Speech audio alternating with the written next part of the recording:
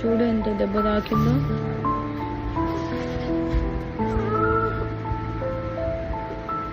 ఏం కాదులే, ఇంత మొత్తం తగ్గినాకనే స్కూల్కి పో, సరేనా? నేను చెప్తాలే.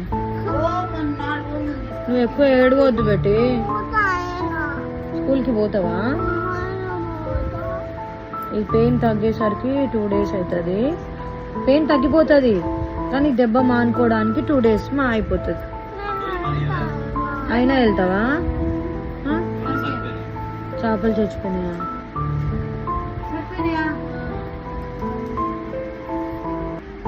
నువ్వు చేపెట్టొద్దు, తగ్గిపోతుందిలే, సరేనా? నేను ఇప్పుడు ఆయింట్మెంట్ పెట్టేసరికి తగ్గిపోతుంది, సరేనా? పోతుందిలే.